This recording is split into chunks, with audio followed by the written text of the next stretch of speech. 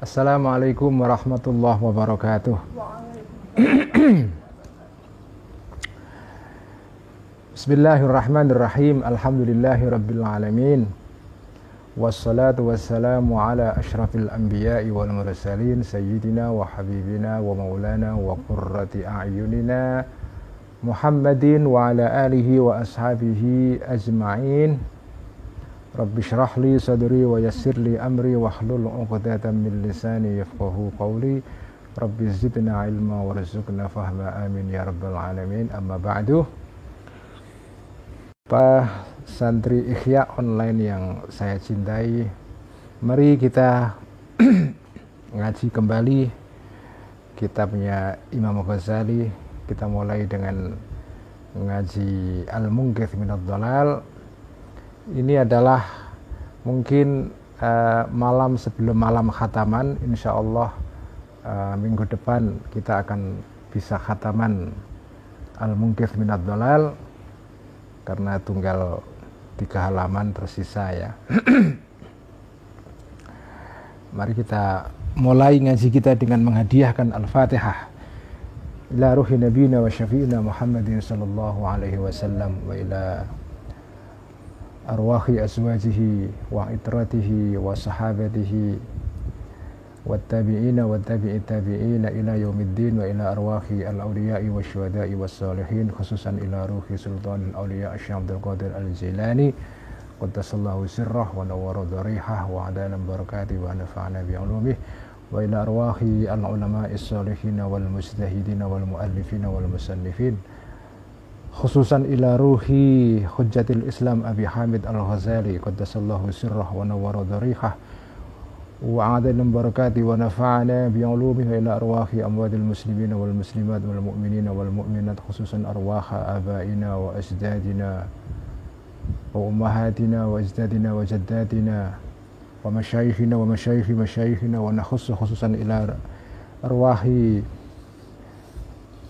al-a'immatil arba'ah muassisil madhahibil arba'ah wa ila arwahi ulama'ina muassisi jam'iyyati nahdlatul ulama wal jam'iyyatil islamiyyatil ukhra wa ila ruhi wa ila arwahi muassisi baladina Indonesia wa ila arwahi ulama'ina muassisi al-ma'ahidil islamiyyah ghafarallahu dhunubahum wa satara uyubahum wa ya'li darajatihim bisyai'ulillahi lahumul Fatiha. A'udzu billahi minasyaitonir rajim. Bismillahirrahmanirrahim.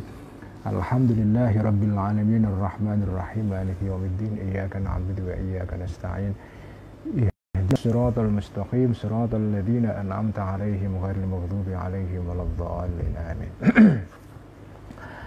Bismillahirrahmanirrahim. Qala al-muallif rahimahullahu ta'ala wa nafa'ana bihi wa bi'ulumihi fid dharain amin. Rabbi yassir wa a'in. Al-Munqidh minadh Dhalal halaman 134, paragraf kedua dari bawah, dimulai dari kalimat fa in qulta fa bima a'rifu syafaqatan nabiyyi wa ma'rifatahu bihadza tibbi. Fa in qulta, jika mengatakan engkau wahai pembaca kitab Al-Munqidh ini, atau wahai lawan debat ya, atau wahai engkau orang yang mengingkari kenabian, para peminat filsafat atau para filosof yang sebagian tidak mempercayai adanya kenabian ya. Tadi kan atau minggu yang lalu diterangkan mengenai jawaban Al-Ghazali ya. Jawaban Al-Ghazali terhadap orang-orang yang mengingkari nubuwah, mengingkari kenabian. Jawabannya sudah panjang lebar kita pelajari pada bagian yang lalu. Nah, setelah diterangkan ini semua, lalu Al-Ghazali memberikan kesempatan kepada orang-orang ini ya untuk bertanya ya. Jadi ini kayak Q&A ya, tanya jawab. Fa in qulta, jika bertanya engkau orang yang wahai orang yang mengingkari kenabian, fa bima a'rifu. Fa bima, okelah saya percaya dengan jawaban engkau wahai Al-Ghazali terhadap keberatan orang-orang yang mengingkari kenabian. Sekarang fa bima, maka Dengan cara apa? A'rifu, mengetahui aku syafaqatan Nabi, terhadap kasih sayangnya Kanjeng Nabi Muhammad sallallahu alaihi wasallam, wa ma'rifatahu, dan mengetahuinya Kanjeng Nabi bihadza tibbi, tentang kedokteran ini, yaitu kedokteran jiwa, yang obatnya antara lain adalah ibadah, ya, ibadah dengan cara-cara tertentu, sholat dengan jumlah rakaat tertentu, ada wudunya, puasa, ada tata caranya, dan seterusnya. Itu kan semua bagian dari tibbul arwah, ya, kedokteran rohani, ya. Nah, Kanjeng Nabi kok tahu itu semua dari mana? Ya. Fa'aqulu, maka akan menjawab aku Al-Ghazali maksudnya. Ya, kalau kau bertanya begitu, karena ini pertanyaannya pertanyaan istifham ingkari sebetulnya, ya. Jadi bentuknya tanya, tapi sebetulnya pertanyaan yang tujuannya untuk menyangkal, itu namanya istifham ingkari, ya. Jadi bukan tanya yang polos. Kalau tanya polos itu kan kayak orang tersesat di jalan, nggak tahu arah, nggak tahu alamat, lalu tanya. Nah, itu namanya istifham atau pertanyaan yang polos, yang sungguh-sungguh, yang lugu. Ada orang itu yang nanya, tapi nanyanya tujuannya untuk, ya, sekedar untuk riwil aja. Riwil itu artinya ya bertanya untuk menyangkal sebetulnya, ya. Nah, karena pertanyaannya ini pertanyaan yang berbau nyinyir, maka jawaban Al-Ghazali juga agak sedikit nyinyir itu. Wa bima arafta syafaqata abika. Dengan cara apa mengetahui engkau syafaqata abika, terhadap kasih sayang bapakmu? Kalau kamu nanya, kamu kok tahu Nabi itu sayang umatnya, sayang umat Islam, sayang kita gitu. Ya, dibalikkan pertanyaannya, kamu tahu kalau bapak kamu menyayangi kamu dari mana? Laisa dzalika amron maksusan, laisa, tidak ada dzalika, kasih sayang bapakmu itu, amron, sesuatu, maksusan, yang bisa diindra. Karena kasih sayang itu dalam hati, nggak bisa diketahui. Bagaimana kau tahu itu? Lakin arafta, tetapi mengetahui engkau hu kepada dzalik bi qara'ini ahwalihi, dengan tanda-tanda atau bukti-bukti berupa perilakunya bapakmu. Wa syawahidi a'malihi, dan bukti-bukti berupa tindakannya bapakmu, fi masadirihi, di dalam sumber-sumbernya, al-madhkur minal a'mal, ya, wa mawaridhi, dan sama sumber-sumbernya amal ini. Ilman, dengan pengetahuan dorurian, yang bersifat doruri, memaksa, artinya pengetahuan yang nggak mungkin ditolak karena saking jelasnya. La yutamaro, tidak bisa diragukan, fi, di dalam ilmu daruri ini. Jadi kamu kan tahu bapak kamu itu atau orang tua kamu mengasihi kamu, walaupun kamu kan tidak bisa mengindra kasih sayang itu, karena itu sesuatu yang berada di dalam diri, dalam jiwa, ya, dalam hati. Kita nggak bisa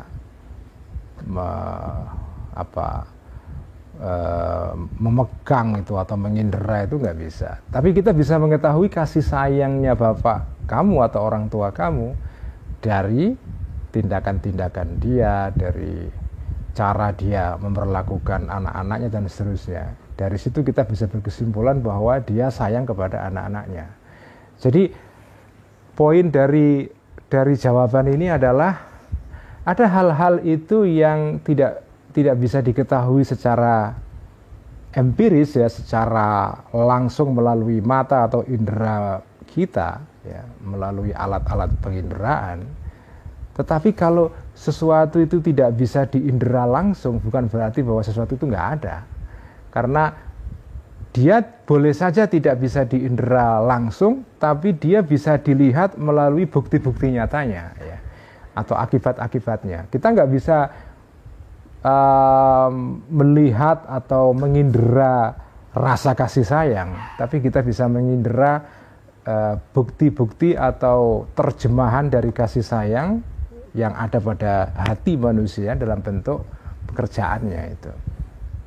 Begitu juga waman, barang siapa nazara, yang melihat atau merenungkan fi aqwali Rasulillah, di dalam ucapan-ucapan Rasulullah sallallahu alaihi wasallam, wama, dan hal-hal warada yang datang minal akhbari berupa hadis-hadis ya, fi ihtimamihi mengenai perhatian Kanjeng Nabi bi irsyadil khalqi untuk atau terhadap menunjukkan manusia, orang-orang, masyarakat, wa talattufi dan dalam lemah lembutnya Kanjeng Nabi ya, fi jarrin nasi di dalam menarik atau membujuk manusia untuk apa? Untuk mengikuti ajaran-ajaran Islam ya, bi anwa'ir rifqi, dengan segala bentuk kasih sayang, wal lutfi dan kasih sayang juga, ditarik atau dibujuk ila tahsinil akhlaki, untuk memperbaiki akhlak, wa islahi dzatil baini, dan untuk memperbaiki kerabat ya, orang-orang yang mempunyai hubungan kerabat itu. Wabil jumlati, dan secara umum, ilama, kepada sesuatu, menarik, membujuk kepada sesuatu, yasluhu, yang patut, ma ini bihi, melalui ma ini dinuhum, atau yasluhu menjadi baik, bihi melalui ma ini dinuhum, agamanya al-khalqi, wa dunyahum, dan dunianya al-khalqi. Maka jika kita, ini jawabnya waman nazara, jumlah syartiyah yang jauh sebelumnya itu, jawabnya adalah ini hasola. Jadi waman nazara, barang siapa merenungkan maka hasola. Jadi setiap kali jumlah syartiyah ya, jumlah yang kondisional itu terdiri dari dua bagian kan, syarat dan jawabnya ya. Barang siapa begini maka, nah itu begitu. Kalau jumlah syartiyah kok hanya memuat satu klausul saja, yaitu klausul syarat ya, klausul persyaratan, tapi tidak ada responnya, tidak ada jawabannya, yaitu namanya jumlah syartiyah yang tidak lengkap. Dia tidak merupakan kalam yang sempurna itu ya. Barang siapa merenungi itu semua tadi itu, maka hasola, ini jawabnya ya,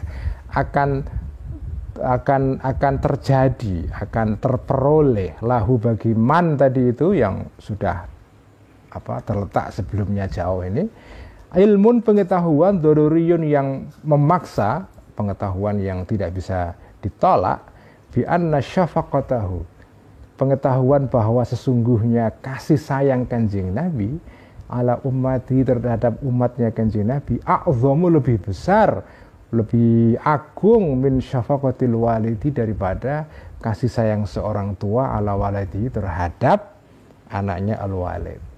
Jadi kalau kita lihat tindakan Kanjeng Nabi, ucapan-ucapan Kanjeng Nabi, cara Kanjeng Nabi memperlakukan dengan lembut orang-orang supaya mereka mau menerima ajaran-ajaran beliau, dan bagaimana beliau memperlakukan umatnya dan pengikutnya, itu semua menunjukkan bahwa Kanjeng Nabi itu punya rasa kasih sayang terhadap umatnya. Sebagaimana perlakuan orang tua terhadap anak-anaknya ya, itu menjadi pertanda bahwa dia memiliki kasih sayang kepada mereka.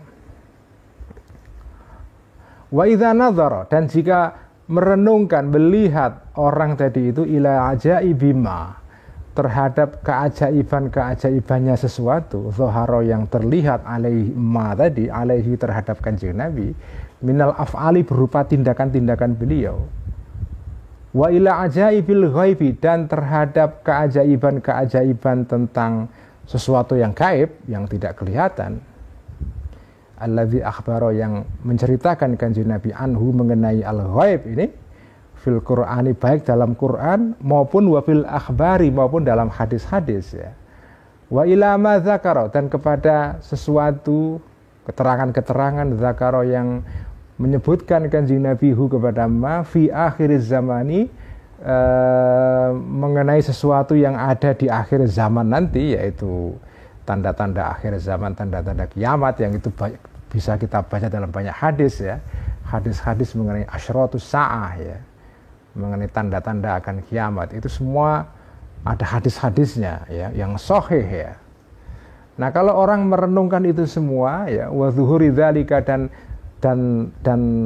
munculnya semua tanda-tanda itu akhirnya terbukti ada, kama dzakara, sebagaimana muncul, kama, sesuai dengan keterangan, Zakaro yang menyebutkan Kanjeng Nabi hu kepada ma, jawabnya wa idza nazara ya alima. Ya, alima maka akan tahu orang ini ilman darurian secara ilmu daruri annahu sesungguhnya Kanjeng Nabi balagha.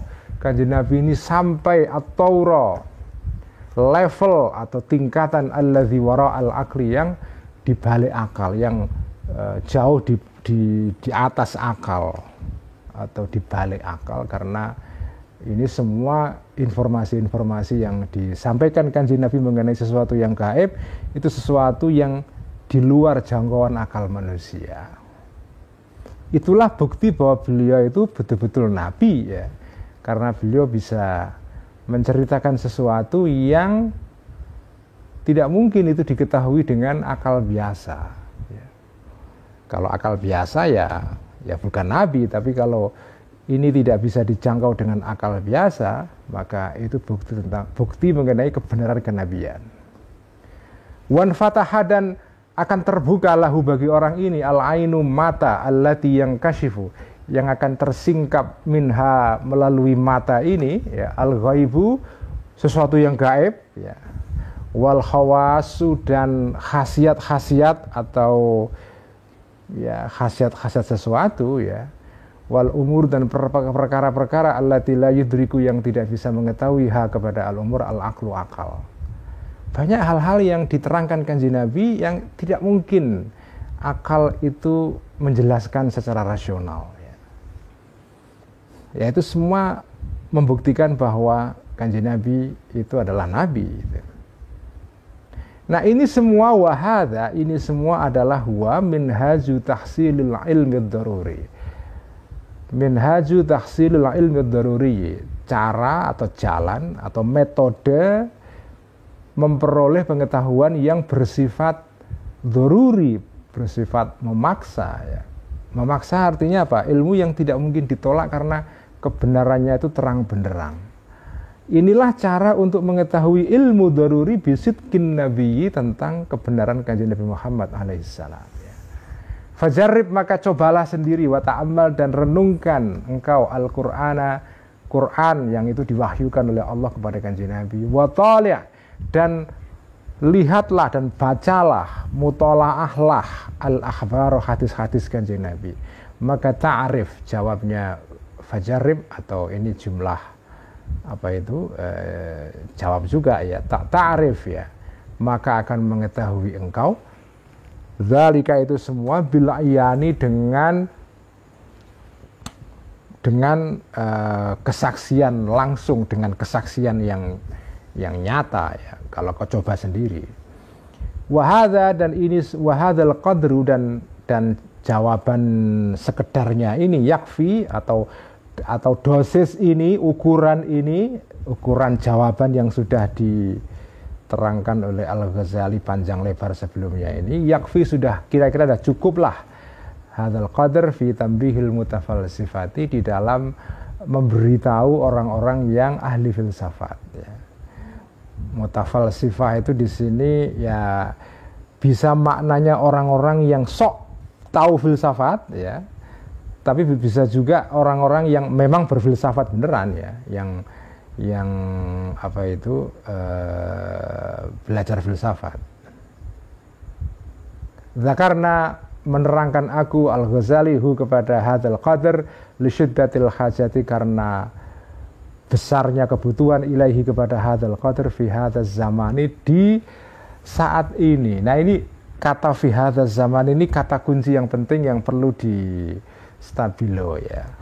Jadi ini kan kalau kita terangkan tadi, kita baca ini di dalam kitab Al-Munqidh Minadh Dhalal ini, keterangan Imam Ghazali mengenai kenabian dan jawaban-jawaban beliau kepada orang-orang yang mengingkari kenabian, terutama dari kalangan orang-orang filosof ya, itu begitu panjang lebar,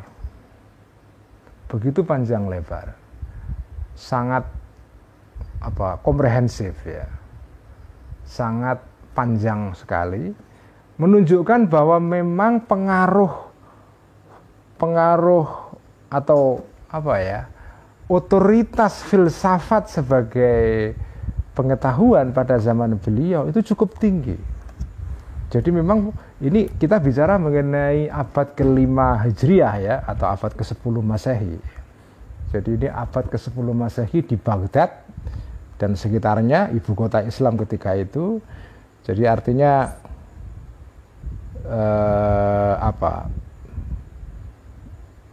ya 10 abad setelah 5 abad, kira-kira 400 tahun setelah Kanjeng Nabi wafat ya. Itu umat Islam mengalami kejayaan peradaban di era dinasti Abbasiyah, dan salah satu tanda kejayaan peradaban umat Islam ketika itu, salah satunya ini penting sekali ya, adalah ditandai dengan keberhasilan orang-orang Islam ketika itu untuk menyerap peradaban pengetahuan yang berasal dari daerah di sekitar Jazirah Arab ketika itu, ketika umat Islam mulai ekspansi wilayah dan kemudian berhasil menguasai wilayah-wilayah yang dulunya merupakan daerah peradaban yang agung sekali, seperti Persia, seperti daerah Syria ya. Itu kan daerah Syria, Palestina dan sekitarnya, Lebanon dan juga Mesir ya. Itu adalah daerah-daerah yang dulunya bekas dari bekas atau daerah-daerah yang dulu banyak dipengaruhi oleh peradaban Romawi yang sumbernya adalah dari Yunani kan. Kemudian Persia itu ya pengaruh dari peradaban Persia. Artinya apa? Ketika itu umat Islam itu membangun peradaban di tempat yang dulu ada peradaban besar, dan ya konsekuensinya orang Islam memang harus mengambil peradaban itu, karena nggak mungkin ditolak sama sekali, diambil, ya, dipelajari, bahkan secara intensif sekali. Khalifah-khalifah Islam di zaman Abbasiyah, era pertama, itu begitu bersemangat untuk menerjemahkan kitab-kitab atau buku-buku yang berasal dari peradaban Yunani ketika itu ke dalam bahasa Arab. Nah, akibat dari ini semua adalah ada ilmu baru masuk. Ya, ada ilmu baru masuk. Nah, ilmu baru inilah ilmu yang namanya ilmu filsafat ya. Ilmu filsafat di sini adalah ilmu yang mencakup semua pengetahuan ya. Tidak hanya filsafat dalam pengertian sempit seperti sekarang ya. Fakultas filsafat itu kan, kalau sekarang fakultas filsafat ya hanya mempelajari filsafat dalam pengertian yang terbatas. Pada zaman itu yang disebut dengan filsafat itu hanya semua pengetahuan, baik itu filsafat atau fisika atau metafisika, biologi, ada ilmu politik, ilmu etika, macam-macam. Pokoknya semua jenis pengetahuan yang sumbernya bukan dari Quran, yang itu dari peradaban Yunani itu. Nah, pengetahuan ini ketika diserap oleh umat Islam itu kemudian ada akibatnya juga ya, ada resikonya, yaitu ada sebagian orang-orang yang merasa bahwa ilmu-ilmu yang datang dari Yunani ini, ilmu filsafat ini itu kedudukannya itu jauh lebih mentereng, lebih cool ya, lebih otoritatif daripada ilmu-ilmu yang datang dari Quran dan hadis ya. Dianggap orang-orang yang belajar ilmu agama itu orang desa, kampung. Jadi yang di fi hadzal zaman tadi ya, saya katakan kata-kata fi hadzal zaman ini perlu digarisbawahi bahwa pada zaman itu ada suatu kesan bahwa ilmu-ilmu agama yang diajarkan oleh para kiai-kiai di pondok itu kalah keren dibanding ilmu yang diajarkan di perguruan tinggi. Nah, seperti saya terangkan berkali-kali, Al-Ghazali itu adalah kiai, basisnya pondok pesantren. Cuma bedanya Al-Ghazali ini bukan kiai kampungan yang tidak baca buku ya, bukan. Al-Ghazali ini kiai yang bahasanya banyak banget dan cerdasnya minta ampun ya. Cerdasnya luar biasa ya. Artinya beliau punya kemampuan untuk bisa juga menyerap ilmu-ilmu yang di luar pesantren, dibaca dan difahami dan kemudian dikritik ya. Karena beliau melihat ada semacam kecenderungan orang-orang yang mempelajari ilmu-ilmu asing ini itu merasa mereka ilmunya jauh lebih keren, lebih tinggi derajatnya daripada ilmu yang sumbernya dari Quran dan hadis yang termuat di dalam kitab-kitab yang ditulis oleh para kiai.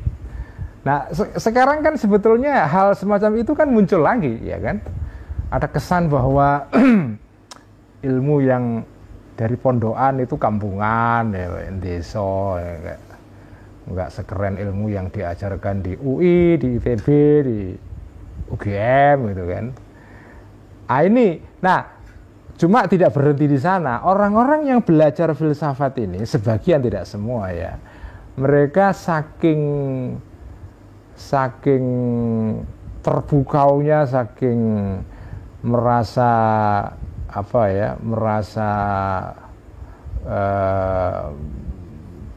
sombongnya karena merasa menguasai pengetahuan yang jauh lebih keren daripada ilmu-ilmu agama. Mereka sampai kebablasan kemudian berpendapat bahwa Nabi dan ajaran-ajaran Nabi itu nggak penting. Karena ajaran kebaikan itu semua sudah ada di dalam ilmu yang datang dari Yunani ini. Kamu mau apa? Mau ajaran moral ada dalam buku-bukunya Aristoteles ya. Ada filsafat etika ala Aristoteles misalnya ya. Jadi ngapain ajaran akhlaknya Nabi itu nggak ada gunanya. Jauh lebih keren filsafat etikanya orang-orang Yunani. Nah, inilah yang bikin jengkel Al-Ghazali sebetulnya. Ya sekarang keadaannya terulang lagi sih ya. Jadi penegasan fi hadzal zaman ini itu ternyata bukan hanya fi hadzal zamannya Al-Ghazali, tapi juga fi hadzal zamannya kita juga ya. Ada orang-orang yang karena terpukau dengan keunggulan ilmu-ilmu modern, kemudian menganggap ilmu-ilmu tradisional yang termuat dalam kitab-kitab orang dahulu itu dianggap nggak relevan dan seterusnya. Ini menurut saya keterangan yang bagi saya penting kita garis bawahi ini ya. Jadi rasa gumede rasa gumede itu rasa sombong, ada arogansi intelektual ya, ini yang jadi sebetulnya Al-Ghazali sendiri kan seperti sudah kita baca pada bagian-bagian sebelumnya, beliau ini kan tidak anti filsafat ya, beliau tidak anti pengetahuan yang datang dari perguruan tinggi umum, itu enggak ya. Cuma kalau ada bagian-bagian di dalam ilmu-ilmu ini, terutama yang terkait dengan masalah-masalah ketuhanan, akidah ya, bertentangan dengan akidah Islam ya itu harus dikritik gitu ya. Itu harus dikoreksi, harus disangkal, harus direspon itu. Jadi bukan menolak filsafat, tapi menolak bagian dalam filsafat yang bertentangan dengan akidah Islam, dengan paradigma Islam. Kalau seandainya tidak bertentangan ya nggak apa-apa, diterima saja itu ya. Inilah jawaban tentang atau terhadap orang-orang yang menolak filsafat, menolak kenabian berdasarkan argumen filsafat. Sudah selesai semua ini, tuntas sekarang. Sekarang kita masuk kepada bagian berikutnya, yaitu orang-orang yang tidak percaya kepada ajaran agama karena orang beragama sendiri gagal untuk melaksanakan ajaran yang mereka percayai, sehingga mereka akhirnya bertanya-tanya, ya kalau orang Islam sendiri tidak melaksanakan agamanya, lalu ngapain saya ikut mereka gitu. Ini juga relevan sekarang ya. Mari kita baca ya. Karena sekarang kita juga mengalami hal serupa. Wa ammas sababur rabi'u. Adapun sebab yang keempat, orang-orang tidak mau mengikuti ajaran kenabian, yaitu wahwa, dan sebab keempat ini adalah du'ful imani. Lemahnya iman. bisa babisu isiratil ulama'i, karena jeleknya tingkah laku atau perilaku para ulama-ulamanya. Kalau ada orang seperti ini, dia menderita penyakit seperti ini ya, maka fayudawa, maka diobati hadzal maradu, penyakit seperti ini, bisalah sati umurin, dengan 3 perkara. Ahadua, pertama, an-naqula, kita akan mengatakan begini jawabannya ya. Al-alimul ladzi taz'umu annahu ya'kulul harama ma'rifatuhu bitahrimil harami ka ma'rifatika bitahrimil khamri wa lahmil khinziri wa zina. Al-alimu, orang yang alim, karena ini ada orang yang sebelumnya kan, atau bagian sebelumnya sudah jauh diterangkan ya, ada orang-orang yang tidak mau mengikuti ajaran Islam, ajaran Kanjeng Nabi, karena dia melihat ya itu para ulama itu tidak melaksanakan ajaran Islam. Katanya agama Islam ini agama damai. Itu lihat ulama-ulamanya mengajak orang untuk membenci golongan lain, memprovokasi. Jadi ngapain saya harus mengikuti agama Islam? Ini persis yang diceritakan Imam Ghazali pada bagian ini, persis dengan keadaan yang kita hadapi sekarang. Jadi rupanya ya, ini menarik sekali buat saya. Walaupun kita ini dipisahkan jarak sekitar hampir 1000 tahun dari Al-Ghazali, hampir 1000 tahun, tetapi tantangan yang kita hadapi itu nyaris kurang lebih sama persis ya. Ya ada variasi-variasi tentu ya, tapi intinya sama. Ada tantangan terhadap agama dari kalangan sains. Saya sudah nulis buku bersama Mas Haidar ya, silakan membeli buku itu, ini malah iklan buku ya, nggak apa-apa lah ya. Saya sudah menulis buku bersama Mas Haidar ya tentang masalah ini ya, agama saintifik, sains yang religius ya.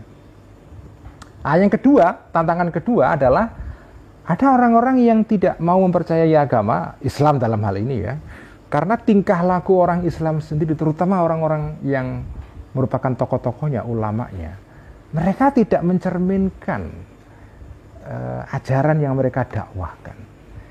Nah ini al-alimu, orang alim, alladzi taz'umu, yang menyangka engkau, annahu, sesungguhnya orang alim ini, ya'kulu, memakan, mengkonsumsi orang alim ini, al-harama, barang-barang haram. Mereka korupsi, tokoh agama juga korupsi kok sekarang, gitu. Ngapain saya beragama, kira-kira gitu kan. Nah orang ini, ma'rifatuhu, pengetahuan orang ini ya, ma'rifatuhu ini khobarnya kata al-alim, tapi ini khobar dalam bentuk jumlah ismiyah.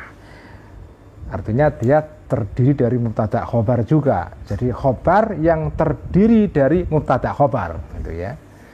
Itulah uniknya kalimat dalam bahasa Arab itu. Jadi mubtada atau subjek, khobarnya atau predikatnya itu berupa susunan kalimat juga, ya. Berupa jumlah, ada yang berupa jumlah fi'liyah, artinya susunan berupa fi'il fa'il, atau jumlah ismiyah, mubtada khobar juga. Jadi ini mubtada tingkat, jadi mubtada khobar, tapi khobarnya terdiri dari mubtada khobar juga, gitu ya. Nah, ini agak rumit memang. Al-alimu tadi itu, maka ma'rifatuhu, pengetahuannya orang alim ini, bitahrimil harami, mengenai keharamannya barang yang haram, itu sama kama arifatika, seperti pengetahuan engkau ya. Khobarnya ma'rifatuhu, kama arifatika, itu persis seperti pengetahuan kamu yang bukan alim ini, bitahrimil khamri, tentang keharamannya khamar ya, arak, walahmil khinziri, dan daging celeng atau babi ya, wazina, dan keharamannya zina, bal bitahrimil ghibati, bahkan juga seperti pengetahuanmu mengenai haramnya ghibah ya, ngerasani atau ngerumpiin, ngomongin orang lain, wal kizbi, dan bohong, wan namimati, dan adu domba.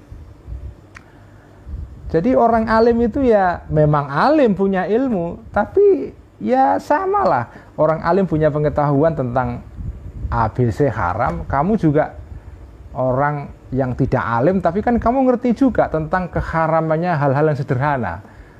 Orang Islam kan semua tahu babi haram misalnya, zina haram, minum arak haram, ya. Itu semua orang tahu. Artinya kamu kan juga sama seperti orang alim itu, kamu tahu sesuatu itu haram. Tapi ya, wa anta dan sesungguhnya dan engkau ta'rifu mengetahui engkau dzalika tentang keharamannya hal-hal tadi itu, tapi toh wa taf'alu dan melakukan engkau kepada sesuatu itu. Jadi orang alim itu ya manusia juga, dia punya pengetahuan tentang keharamannya ABC, dilakukan, kamu juga sama. Kamu kan ngerti juga ada hal-hal yang haram dalam agama, tapi kau melaksanakan itu juga. Jadi dalam hal ini kamu tidak bisa berpendapat, berargumen, karena orang-orang alim itu melanggar ajaran agama, kalau begitu agama salah. Nah, kira-kira gitu. Ini kan sekarang tantangan ini yang sekarang kita hadapi. Karena orang-orang Islam itu tidak berhasil merealisasikan ajaran-ajaran mereka, kemudian banyak orang yang akhirnya berkesimpulan karena frustrasi ya. Ya kalau gitu ini bukan agama yang benar, ya. Wong umatnya sendiri aja melanggar kok, gitu kan. Atau kalau sekarang di era Islamofobia di dunia Barat misalnya, karena orang Islam melakukan kekerasan, maka kesimpulannya kekerasan itu adalah ajaran Islam. Jadi tindakan 1-2 orang Muslim diidentikan dengan Islam itu sendiri. Nah ini jadi. Dan sekarang hal seperti inilah yang sekarang kemudian menimbulkan suatu tren atau gejala yang sekarang disebut dengan new atheism atau ateisme baru. Ya. Jadi sekarang ini ada banyak orang-orang, terutama di kalangan anak muda ya, kalangan Islam ya, di berbagai negara Islam, yang diam-diam mereka memutuskan untuk keluar dari Islam karena mereka sudah merasa bahwa Islam ini agama yang tidak bisa ditolong lagi, karena dianggap Islam ini sudah menjadi agama yang menimbulkan persoalan bagi dunia ya. Ya karena ini semua juga karena kesalahan kita sebagai umat Islam, karena ya, tentu tidak semua ya, sebagian orang Islam yang gagal memberikan contoh baik mengenai agama Islam ya. Jadi tanggung jawab ini juga ada pada kita sebagai Muslim ya. Kalau ada orang-orang yang kecewa pada Islam kemudian mereka keluar dari Islam ya. Sekarang ini di Barat itu, di Inggris, di Amerika, di Kanada, sebagian juga ada di Australia ya, itu muncul satu gerakan organisasi yang disebut dengan ex-Muslim movement atau ya gerakan-gerakan orang yang ex-Muslim. Dulunya Muslim tetapi kemudian mereka kecewa dengan Islam, kemudian akhirnya jelek-jelekin Islam. Islam ini agama yang identik dengan terorisme, dengan kekerasan, dengan hal-hal yang sama sekali nggak beradab lah kira-kira gitu ya. Nah, itu kemudian mereka berkesimpulan bahwa Islam agama yang salah ya.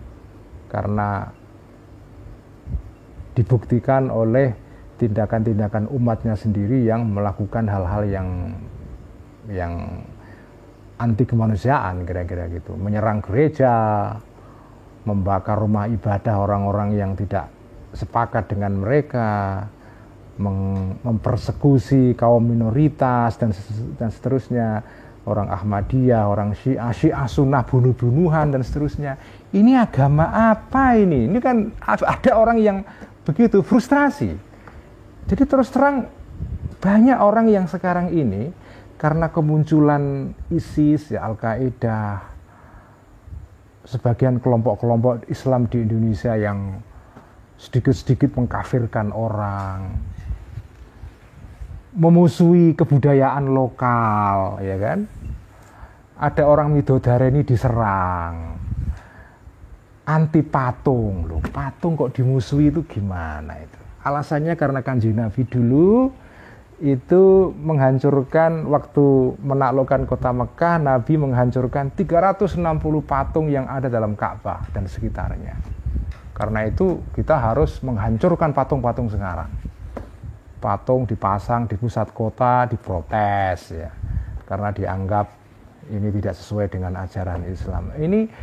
Ini semua, termasuk contoh yang paling dramatis ya di Afghanistan ketika Taliban berkuasa di sana, ada patung bersejarah yang umurnya ribuan tahun ya di kota Bamiyan, di daerah Bamiyan di Afghanistan, dibom oleh Taliban, dirusak, padahal ini bagian dari situs sejarah yang dilindungi oleh UNESCO ya.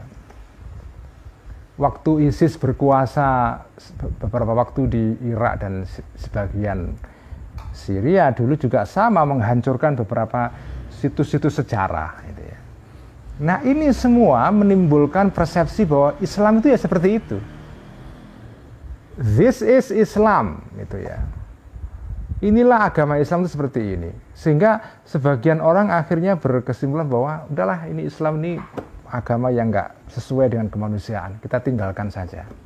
Itu sudah muncul banyak sekali orang-orang anak muda di beberapa negara Islam, di Mesir, di Iran, di Pakistan, Bangladesh, di Saudi Arabia, itu ada juga. Di Indonesia ada kelompok-kelompok, walaupun tidak berani terus terang ya, mereka mulai tidak percaya kepada Islam karena dianggap Islam itu agama yang ya tadi itu, yang identik dengan kekerasan. Di Amerika ada tokoh namanya Ayaan Hirsi Ali ya, yang pernah diresensi bukunya oleh Mbak Maghfirah ya di wall Facebooknya ya.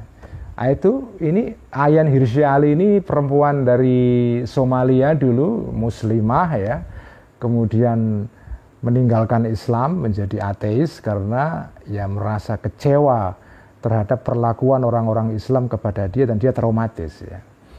Nah, ini persis yang ada pada zaman Al-Ghazali sekarang kita temukan, kita jumpai lagi sekarang. Jadi intinya ini masalah kedua yang direspon oleh Al-Ghazali ini intinya adalah orang Islam sendiri gagal mengikuti, menjalankan ajaran agama mereka, sehingga akhirnya orang berkesimpulan bahwa agama Islam ini salah. Nah, kalau ada orang seperti ini, ya tadi itu jawabannya. Orang alim, orang Islam melakukan sesuatu yang salah, tidak sesuai dengan ajaran agamanya, itu tidak bisa dijadikan argumen untuk mengatakan bahwa agama Islam salah. Ya yang salah orangnya saja gitu. Orangnya sendiri yang gagal merealisasikan ajaran Islam gitu. Sebagaimana kamu, walaupun kamu itu sini artinya orang yang tadi itu yang menyangkal tadi itu, kamu kan sama, kamu tahu ada hal-hal yang haram tapi kadang kamu langgar. Nah, ketika kamu melanggar itu lali adami imanika, tidak karena tidak imannya engkau, bi anau sesungguhnya tadi itu minum arak, makan babi, berzina, ya itu semua maksiatun adalah maksiat. Kamu tetap percaya, bukan tidak percaya bahwa itu semua maksiat, tetap percaya, tapi kamu tetap melanggar itu semua. Bukan karena iman kamu tidak ada, tapi karena bali syahwatika. Tapi karena syahwat engkau al-ghalibati yang dominan alaika terhadap diri kamu. Jadi kesimpulannya fasyahwatuhu, maka syahwatnya orang alim ini itu kasyahwatika, seperti syahwat kamu juga, namanya sama-sama manusia. Waqad ghalabat, dan telah mengalahkan syahwat ini hu kepada orang alim, sebagaimana kamu juga dikalahkan oleh syahwat kamu. Fa'ilmuhu, maka pengetahuannya atau mengetahuinya orang alim tadi itu yang melanggar ajaran agama dengan menjalankan hal-hal yang haram itu ya. Ilmunya dia bimasaila, tentang masalah-masalah ya. Wara'a hadza, yang selain ini ya, yatamayyazu, menjadi berbeda ya khobarnya ilmuhu yatamayyazu menjadi beda orang alim ini bihi dengan pengetahuannya ini angka dari engkau. Jadi memang orang alim ini sama dengan kamu, sama-sama manusia, punya syahwat, kadang-kadang dia gagal mengatasi syahwatnya, kamu juga sama, manusia juga walaupun bukan alim, kadang-kadang kamu kalah oleh syahwat kamu. Bedanya satu, dia punya ilmu, kamu enggak. La yunasibu ziyadata zajrin an hadzal mahdzuril muayyani. La yunasibu yang ilmu ini la yunasibu yang tidak sesuai atau yang tidak cocok ya. Ziyadata zajrin terhadap bertambahnya larangan atau ya larangan an hadzal mahdzuri terhadap atau dari larangan ini al muayyani yang tertentu. Jadi orang alim ini memang punya ilmu ya, yang selain ilmu mengenai keharaman hal-hal tadi itu, tetapi bahwa dia mempunyai ilmu itu bukan berarti bahwa nilai pelanggaran orang ini terhadap hal-hal yang haram tadi itu lebih tinggi daripada pelanggaran kamu sebagai orang awam. Sebagai pelanggaran sama, dosanya sama ya.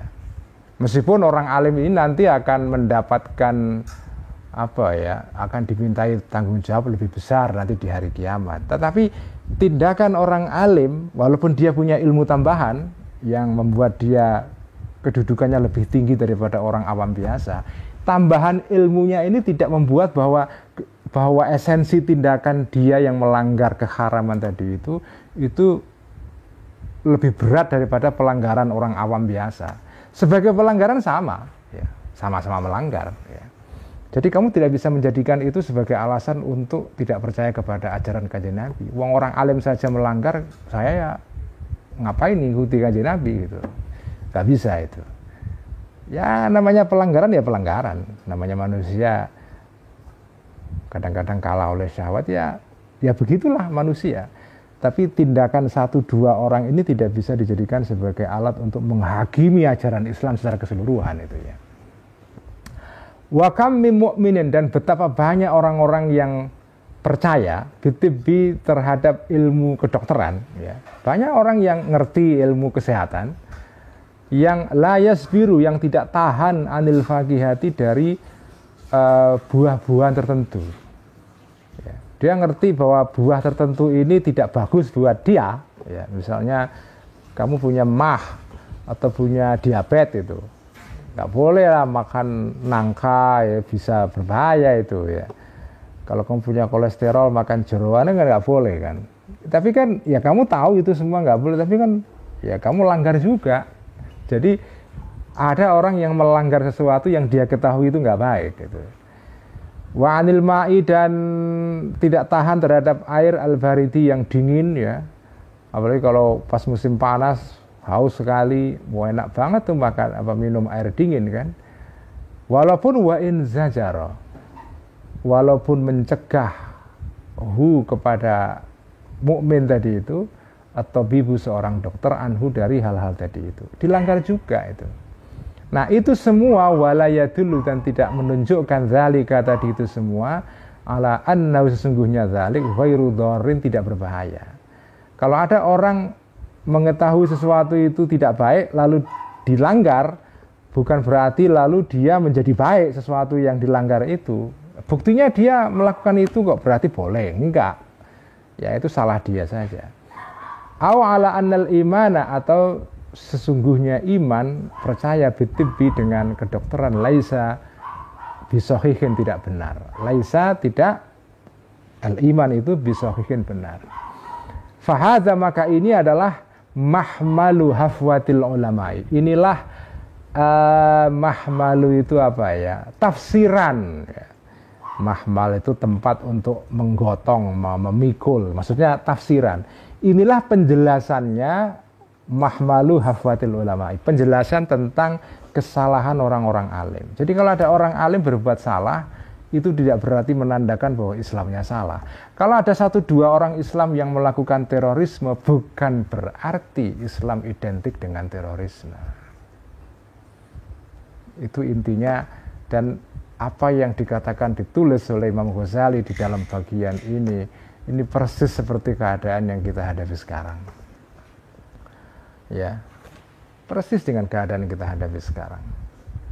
Makanya membaca Al-Munqidh Minadh Dhalal ini buat saya itu seperti membaca keadaan kita sendiri. Ya.